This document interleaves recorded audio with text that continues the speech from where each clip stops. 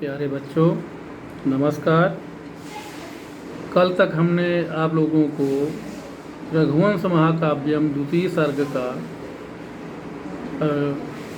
श्लोकों के श्लोक नंबर 41 से श्लोक नंबर 64 तक के श्लोकों का अर्थ बताए थे। और अब आज हम आप लोगों को बहुविकल्पी प्रश्न बता रहे हैं। आप लोगों की बोर्ड परीक्षा में लगभग 13 अंकों का बहुविकल्पी प्रश्न आया करता है, जो कि 13 अंक बहुत ही महत्वपूर्ण होते हैं। तो अभी रघुवंश महाकाव्यम द्वितीय सर्ग से संबंधित बहुविकल्पी प्रश्न आज हम बता रहे हैं। तो पहला प्रश्न है इसमें, ये राजीव प्रकाशन के 125 नंबर पेज में है।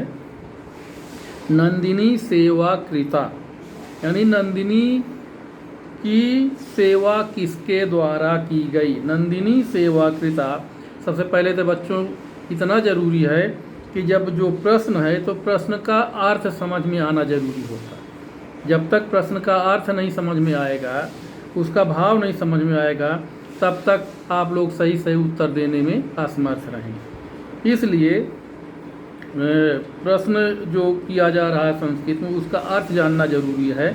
तो इसलिए नंदिनी सेवा कृता, नंदिनी की सेवा की गई। अब 4 बहुविकल्पी उत्तर हैं। कौन कौन से उत्तर हैं?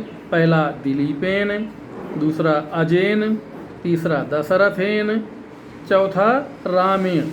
अब इसमें देखिए, अज के द्वारा नंदिनी गाय की सेवा नहीं की गई, दशरथ के द्वारा नहीं की गई, राम के द्वारा नहीं की गई, क्योंकि रघुवंश महाकाव्यम द्वितीय सर्ग में इनका वर्णन ही नहीं है। इसलिए शेष बचता है दिलीपेन, यानी राजा दिलीप ने सेवा किया, इसलिए दिलीपेन जो है पहला उत्तर इसका सही है। अब दूसरा है, कह राजा नंदिनी सी सेवे। कह राजा, कह माने कौन, राजा माने राजा, नंदिनी सी सेवे, कौन राजा नंदिनी की सेवा किया, यानी किस राजा ने नंदिनी की सेवा किया।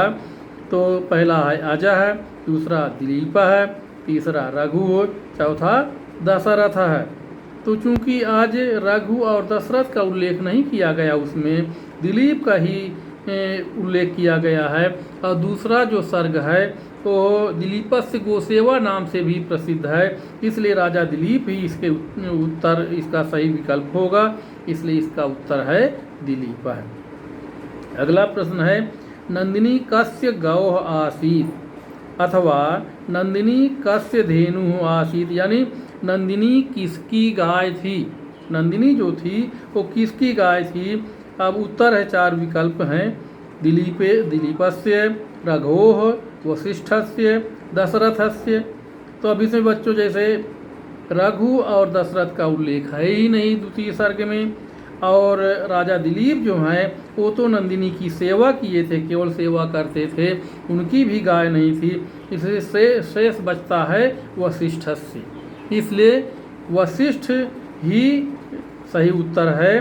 तो वशिष्ठस्य नंदिनी वशिष्ठस्य गौः आसीत्। अगला प्रश्न है, नंदिनी का आसीत्, नंदिनी कौन थी।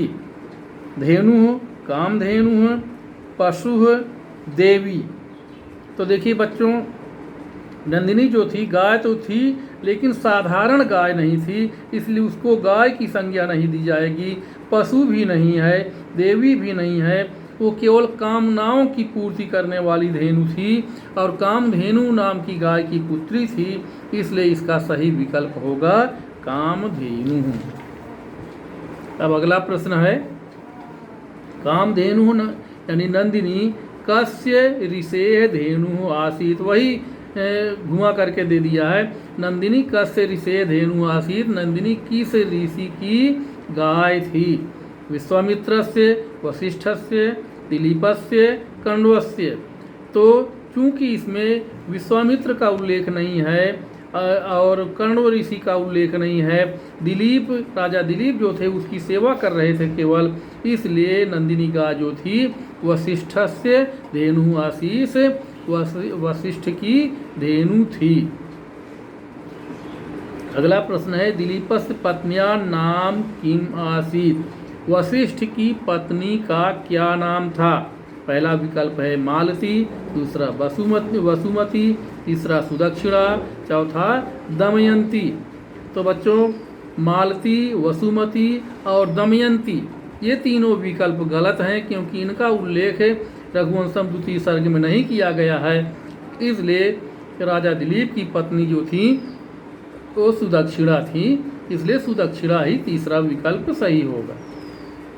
अगला प्रश्न है प्रयुक्तमप्यश्रमितो वृथा स्यात् यम कस्य उक्ति है।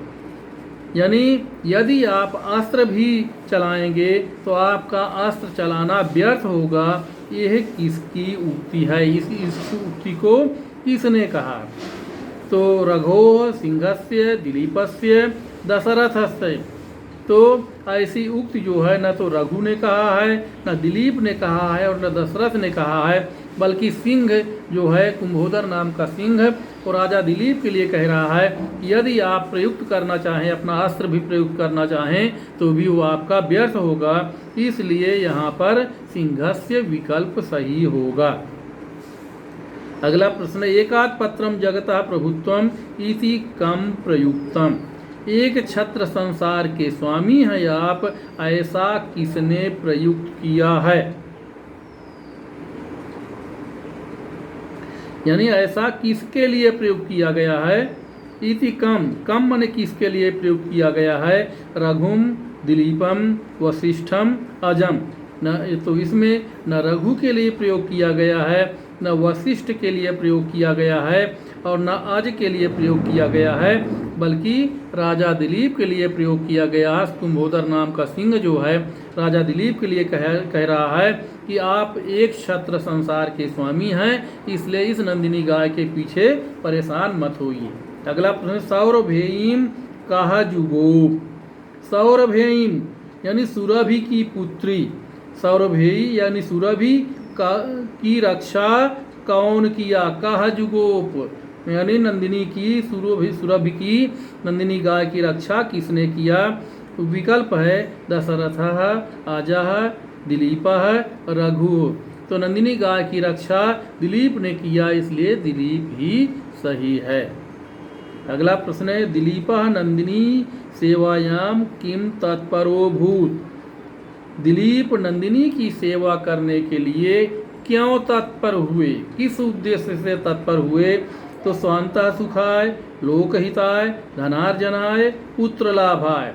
यानी अपने सुख के लिए, संसार के हित के लिए, धन प्राप्त करने के लिए अथवा पुत्र लाभ के लिए। तो पुत्र लाभ के लिए यानी पुत्र प्राप्त करने के लिए उन्होंने नंदिनी गाय की सेवा में तत्पर हुए।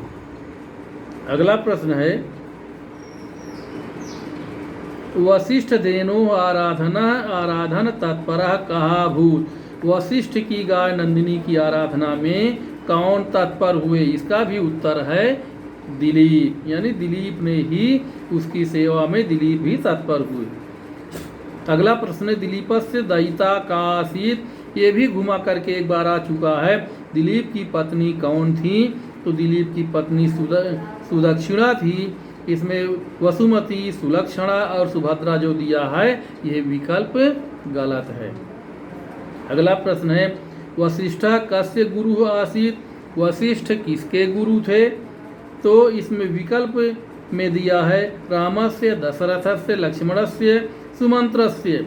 तो इनमें सुमंत्र चूंकि रामचंद्र जी के मंत्री थे तो न सुमंत्र के गुरु थे और राम, और इस प्रकार से इसमें चूंकि दशरथ सबसे बड़े उम्र में सबसे बड़े हैं, जबकि वशिष्ठ जो है राम के भी गुरु थे, लक्ष्मण के भी गुरु थे, लेकिन सबसे उम्र में बड़े दशरथ हैं और राजा हैं, इसलिए यहाँ पर दशरथ ही इसका उत्तर सही होगा।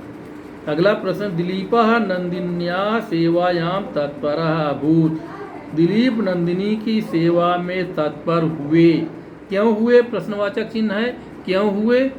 इसका विकल्प है स्वांतः सुखाय, लोकाराधनाय, संतान कामाय, गुरोराज्ञानुपालनाय। तो इसका उत्तर है गुरु की आज्ञा का पालन करने के लिए गुरोर आज्ञानुपालनाय, गुरु की आज्ञा का पालन करने के लिए राजा दिलीप ने नंदिनी की सेवा में तत्पर हुए। अगला प्रश्न है, महाकवि कालिदास का रघुवंश क्या है? महाकवि कालिदास का रघुवंश क्या है, यानी किस प्रकार का लेख है? रघुवंश जो है वो किस प्रकार का लेख है? पहला विकल्प है नाटक, दूसरा गद्य काव्य, तीसरा महाकाव्य, चौथा खंड काव्य। तो रघुवंश महाकाव्यम न तो नाटक है, न गद्य काव्य है और न खंड काव्य है, बल्कि ये एक महाकाव्य है। तो इस प्रकार से बच्चों आज के लिए इतना ही, और फिर अगले प्रश्न कल बताएंगे। धन्यवाद।